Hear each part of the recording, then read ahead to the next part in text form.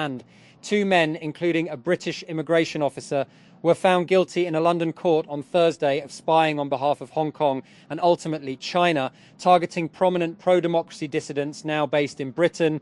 Chung Biu Bill Yuan, 65, and Chi Leung Peter Y, 40, who worked for the UK Border Force, were convicted of assisting a foreign intelligence service by carrying out surveillance on targets between December 2023 and May 2024. Australian police said on Friday they had charged two women linked to the Islamic State extremist group with slavery offences after they returned overnight from Syria, where they had been detained in a refugee camp for more than 7 years. The women, aged 53 and 31, face crimes against humanity charges, including owning and using a slave in Syria, which carry a maximum penalty of 25 years in prison. They were arrested at Melbourne Airport on Thursday upon their arrival. And stranded at an Iranian port for nearly 10 weeks, Indian seafarer Anish has unintentionally become a first-hand witness to the Iran war.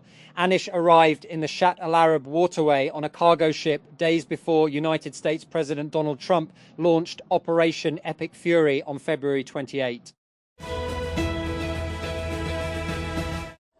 3 Australian women with links to the Islamic State, IS group, have been formally charged after returning home from Syria. Kausa Abbas, 53, and her daughter Zainab Ahmed, 31, will appear at Melbourne Magistrates Court on Friday, less than 24 hours after they were arrested at Melbourne Airport. And investors could not get enough of RAMP throughout 2025, and it looks like 2026 could be another banner year of fundraising for the corporate spend management startup. The company is in talks to raise another $750 million at a pre-money valuation of more than $40 billion, sources tell the Wall Street Journal. The deal is not yet final, though, so terms could change. RAMP declined to comment. Real Madrid's simmering tensions have spilled over, with Federico Valverde and Frenchman Aurelien Tchouameni involved in a dressing room fight, which resulted in the Uruguayan being taken to hospital with a cut head, several club sources have said. Real later confirmed that team captain Valverde, who was subsequently discharged, sustained a head injury and will be sidelined for up to 2 weeks. And Barcelona and Real Madrid will contest the 264th El Clasico when the Spanish giants come together in a La Liga clash on Sunday. Rarely will there have been a more highly charged atmosphere, with a heavily demoralised Real arriving in the Catalan capital, facing the prospect of watching their fiercest rivals crowned champions on the day. OpenAI said Thursday that its API will now include a number of new voice intelligence features designed to help developers create apps that can talk, transcribe, and translate conversations with users. The company's new GPT Real-Time 2 is another voice model built to create a realistic vocal simulation that can converse with users. However, unlike its predecessor, GPT Real-Time 1, this one is built with GPT-5 class reasoning that OpenAI says was created to deal with more complicated requests from users. The Iranian military has said it retaliated against United States Navy ships after US forces targeted an oil tanker in Iran's territorial waters, a major escalation that puts further strain on the fragile truce between Washington and Tehran. Iran's Khatam al-Anbiya central headquarters added on Thursday that the US also violated the ceasefire by carrying out airstrikes on civilian areas, including Qeshm Island, in cooperation with some regional countries, without identifying them. Tennessee's Republican-dominated state legislature and governor have approved a new congressional map ahead of the U.S. midterms, carving up the state's only black majority district. The approval on Thursday culminated the latest push in states across the country to redistrict ahead of the U.S. midterms in November, which will determine which party controls the U.S. House of Representatives and Senate. The United States Trade Court has ruled against President Donald Trump's latest 10% global tariffs, finding that across-the-board tariffs were not justified under a 1970s trade law. The US Court of International Trade ruled on Thursday in favour of small businesses that challenged the tariffs, which took effect on February 24. The ruling was 2-1, with one judge saying it was premature to grant victory to the small business plaintiffs. And Disney senior executives could potentially combine Disney Plus with other apps like Disneyland Resort and Disney Cruise Line Navigator to make one unified app, according to a report from Bloomberg. Sources said these discussions were at an early stage, but that they are referring to this as a super app internally. And Kodiak AI stock tumbled 37% in after hours, trading Thursday after the self-driving truck startup disclosed it raised $100 million by selling shares at a steep discount, a sign that investors were willing to back the company, but not at its current market price. And the company sold shares at $6.50 each, well below its closing price of 9.10 cents, according to a filing with the Securities and Exchange Commission (SEC). And the raise also included warrants, instruments that give investors the right to buy additional shares, later a set price, in this case as low as $6. The United States has imposed a host of new sanctions related to Cuba amid a months-long pressure campaign against the island nation. The sanctions on Thursday were announced hours after United Nations experts decried Washington's effective fuel blockade of the island as tantamount to energy starvation. Warning. This story contains descriptions of sexual assault that some readers may find disturbing. Palestinians who were detained in Israeli prisons have revealed how they suffered dehumanizing treatment by guards and soldiers, including torture and sexual violence.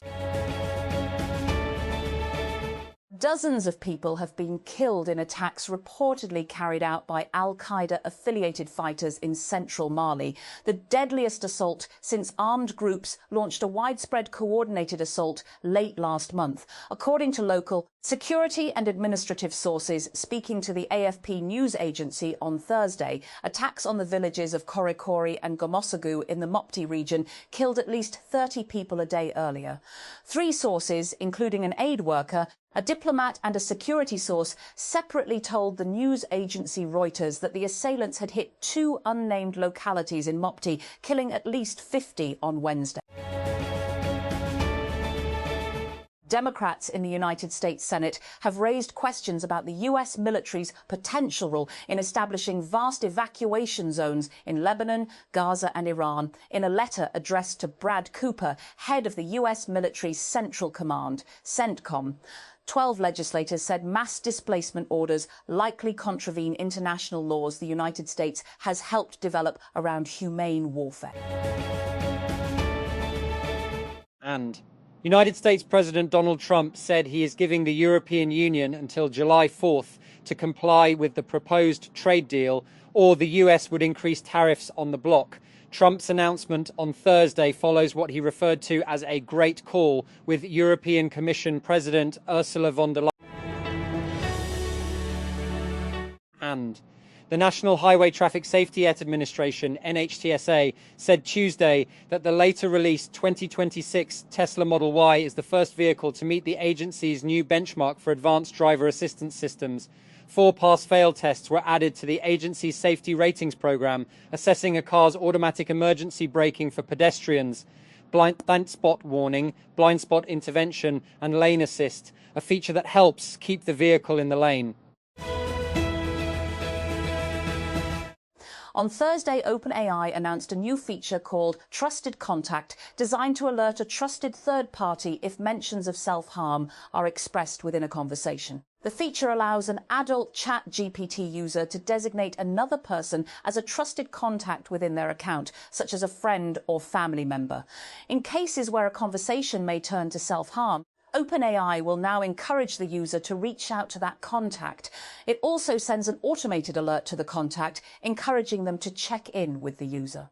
OpenAI has faced a wave of lawsuits from the families of people who have committed suicide after talking with its chatbot. In a number of cases, the families say ChatGPT encouraged their loved one to kill themselves or even helped them plan it out. And while AI disruption looms over many legacy SaaS companies, several HR tech startups seem to be thriving. One of these companies is small business payroll provider Gusto.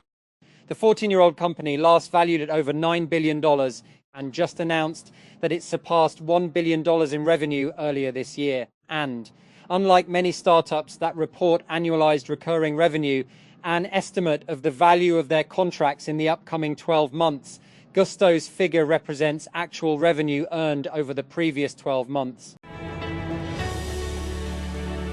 And on Tuesday, education tech giant Instructure disclosed a data breach where hackers stole students' private information, including their names, personal email addresses, and messages sent between teachers and students. Now it appears hackers were able to compromise Instructure again, this time defacing several schools' login pages to the company's platform Canvas, which allows schools to manage coursework and assignments and communicate with students.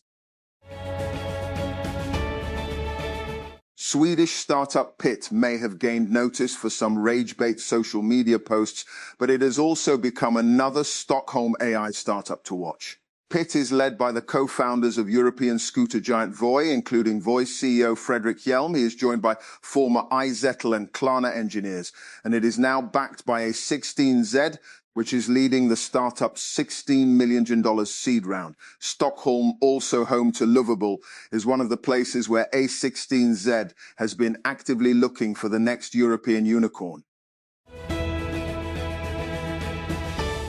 China is emerging as a major player in global diplomacy, including in the Middle East. In 2023, it helped re-establish diplomatic ties between Riyadh and Tehran. Gulf states are pushing a United Nations Security Council resolution that threatens Iran with sanctions and other measures if it does not halt attacks on ships in the Strait of Hormuz, stop imposing illegal tolls, and disclose the location of all mines to allow freedom of navigation. Speaking at the UN on Thursday, top diplomats from Qatar, Bahrain and the United Arab Emirates UAE stressed the importance of resuming pre-war traffic levels in the narrow waterway through which about a fifth of global energy exports pass in peacetime. Piracy is rising again near Somalia. Since April 20, at least 3 ships have been hijacked off Somali waters and one near the Yemeni coast. A sailor's voice note from a seized vessel has spread online as the Iran war shakes the region. Is it fueling attacks on key shipping routes? In this episode. And Elon Musk's legal effort to dismantle OpenAI may hinge on how its for-profit subsidiary enhances or detracts from the Frontier Lab's founding mission of ensuring that humanity benefits from artificial general intelligence.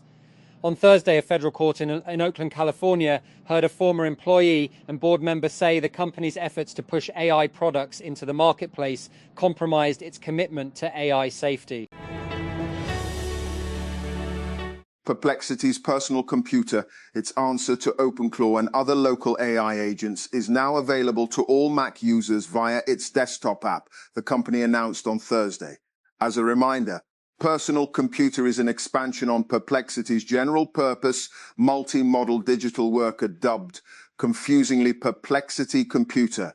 Personal Computer, meanwhile, is designed to bring those capabilities to your own device. It does so by allowing AI agents access to local files, applications, and connectors, as well as the web, in order to handle the individual user's personal multi-step workflows. Germany's finance minister has blamed Donald Trump's irresponsible war in Iran for a big drop in his country's expected tax revenues. Lars Klingbeil said the US president's actions in the region had caused a global energy shock.